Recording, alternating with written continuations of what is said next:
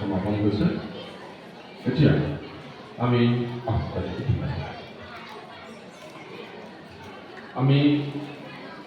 আমাৰ এই হয়, প্ৰথমে আমি অসম চৰকাৰৰ সাংস্কৃতিক পৰিক্ৰমা বিভাগ আৰু নগাঁও জিলা প্ৰশাসনক ধন্যবাদ জ্ঞাপন কৰিছোঁ যে আমাক ৰংগালয়ত এই 15 দিনীয়া গ্ৰীষ্মকালীন কৰ্মশালাটি আয়োজন কৰিবলৈ আমাক এই সুবিধাটো দিয়াৰ কাৰণে।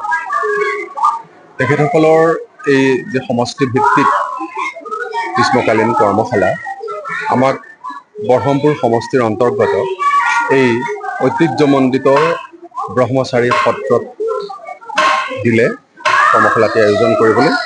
আৰু আমি এই শিৱ মন্দিৰ প্ৰাংগণতে নিৰ্বাচন কৰিলোঁ, খুব সুন্দৰ মুকলি ঠাই। আৰু এই ব্ৰহ্মচাৰী গাঁওখনকে কেন্দ্ৰ কৰি বৃহত্তৰ সূতাৰ অঞ্চলটো বকুলতল, হালোৱা গাঁও, কলীয়াভেটি, মাজৰভি, লতাবোৱা, এই গোটেই কেইখন গাঁও, তেলীয়া গাঁও, পুৰণি গুদামৰো আছে কিছু প্ৰশিক্ষাৰ্থী। গতিকে এই বৃহত্তৰ অঞ্চলটোৰ প্ৰায় 70 জন ল'ৰা ছোৱালীয়ে ইয়াতে এই 15 দিনীয়া নাট কৰ্মশালাত অংশগ্ৰহণ কৰিলে। খুব ভাল লাগিলে।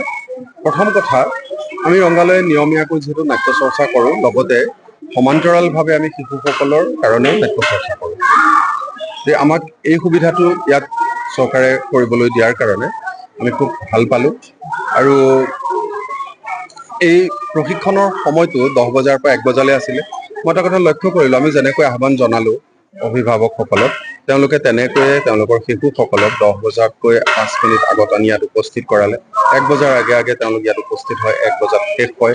খুব গোটেই এই 15 দিনীয়া এই অভিভাৱকৰ প্ৰথম কথা সহযোগিতাটো বৰ প্ৰশংসনীয়। স্থানীয় ব্যক্তিসকলৰ যিটো আমাক সহযোগ কৰিলে, এইটো প্ৰশংসনীয়। খুব আমি তাৰ কাৰণে কৃতজ্ঞতা জনাইছোঁ।